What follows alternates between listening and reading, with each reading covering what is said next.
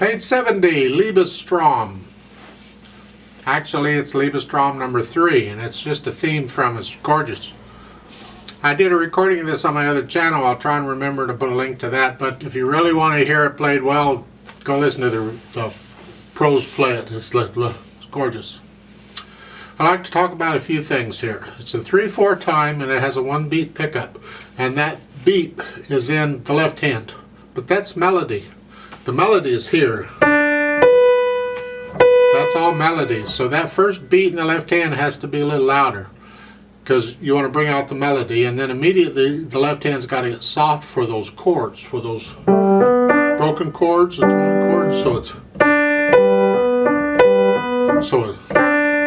loud, soft. So that takes a little practice there. Happens again at the top of page 71. Now, as far as the right hand goes, counting wise, it's all easy, really. Quarter notes and half notes and dotted half notes. It's not difficult. Your hand will move around a little bit. Here at the beginning, in the right hand, you're here, fine. It's not fine. I mean, it's fine until you get down to the last line there on page 70. You're going from the first measure to the second. You got to reach down with the thumb, and you need to connect these. I know the pedal's down, don't care. Connect them with the hands. Because now you're in this position. And then, top of page 71, you have a quarter rest. Come back up where you were. And the third line down on 71, you're going down again. Reach down with the thumb. And you're down here. Last line on page 71. Come up.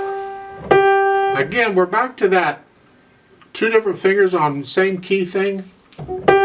I've told you before, get good at this. There could be any 2 fingers involved. Here's the third finger to the thumb.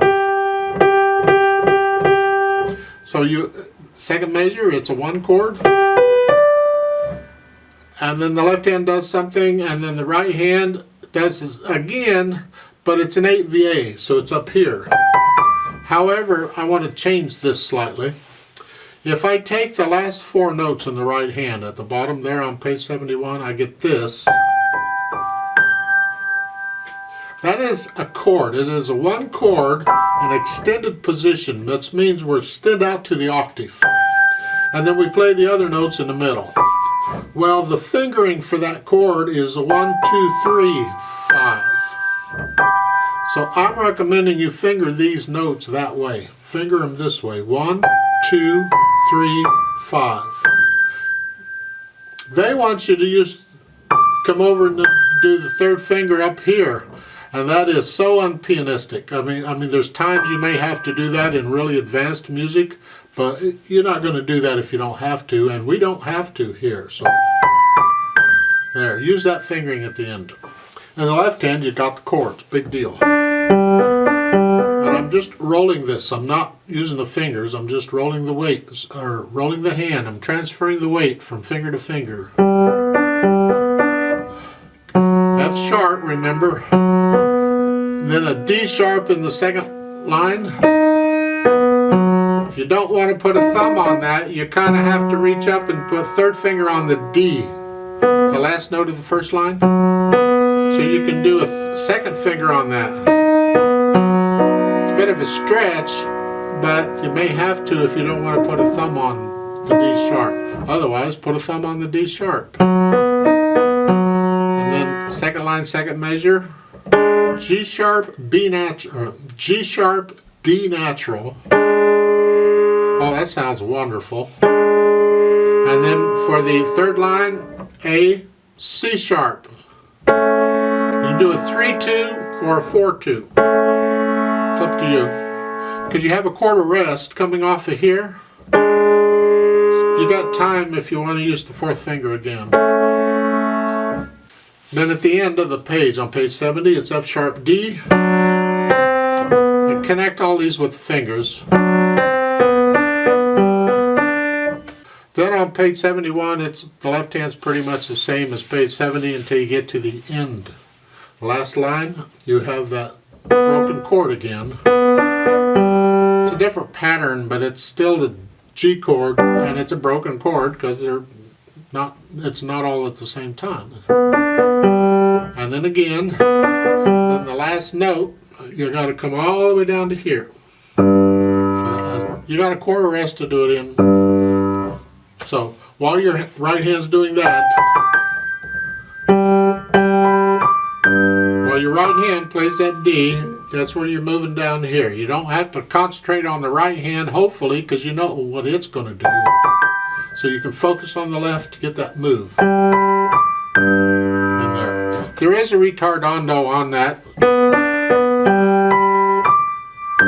So you slow it down a little bit.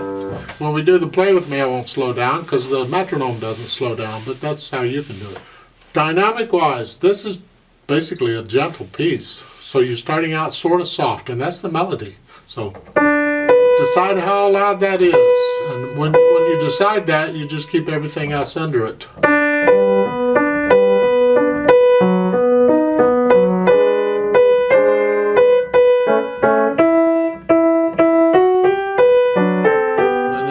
You start coming down a little bit at the end of the page, and then at the top of page 71 come down maybe to a very soft, and then come back up. All of a sudden, if you're struggling, forget this. If you're doing pretty well, then think about this too. At the top of page 71 in the second measure, you're ending a phrase, the melody in the right hand, and then you're starting a new phrase, the melody with the D in the left hand. Would like to have a little silence between those two notes, between the half note and here. So just lift up the G, half note G, just a little bit early. 1, 2. But there's no silence in the left hand. Can you, too soft and aloud. Two soft notes and aloud. And then soft again. So it's that second measure is here. So it sounds like the right hand did all the melody. It's a little tricky, but it's effective if you can learn to do that. It's really neat. Now as far as the pedal goes, you can pedal it for the way they're telling you to. For the most part, I like to make some suggestions. At the beginning, I'm going to push the pedal down right after I play the first note. I'm going to leave it down for a couple of measures. Third measure, I'm going to change the pedal, which means up and down, right after I play the first note in the right hand. And then in the second line, I'm going to lift the pedal up right after I play the notes in the second measure. Remember, I have a rest in the left hand. We need to hear that. And then for the third line, I'll push it down right after I play the notes. I'm going to lift it up right after I play the E in the right hand in the second measure. I'm not going to pedal all that second measure. So it's this way. First measure. Like so. So the E's by itself. And I'm going to lift up because it's a phrase. And then I'm going to pedal the two quarter note E's. So the first quarter note E, I'm going to push the pedal down right after it. And I'm going to lift the pedal up right after I play the second E. I want to connect the E's. The only way to do that on a piano, when you're on the same key, is you have to use a pedal. Otherwise you can't connect them. And I want to connect them.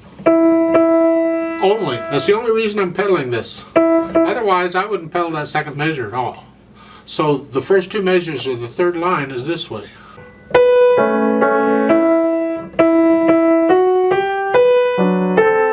Etc. Then you're pedaling at the top of page 71, the first measure, and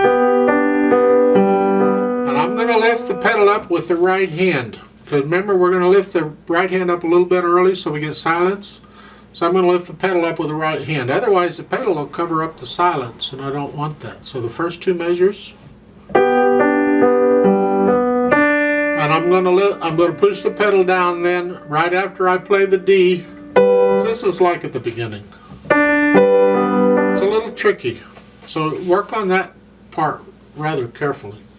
Then in the second line, this is the same as over on page 70. In the second line there, do it the same, do everything the same.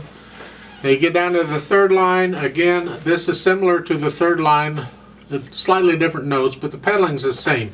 You're here, and the pedal's down right after you play the notes. I'm going to lift the pedal up right after I play the E, the half note E in the second measure there. So the first measure, and I'm going to pedal the 2 E quarter note E's. I want to connect them. So I push the pedal down right after I play the first E, and I'll lift it up right after I play the second E. All I did is connect them. So those first couple of measures there in the third line on page 71.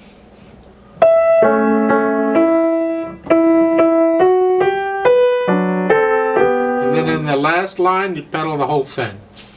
And the pedal and the hands come up at the same time at the end, that fermata, the G, that thing. I'm going to hold that for 6 counts.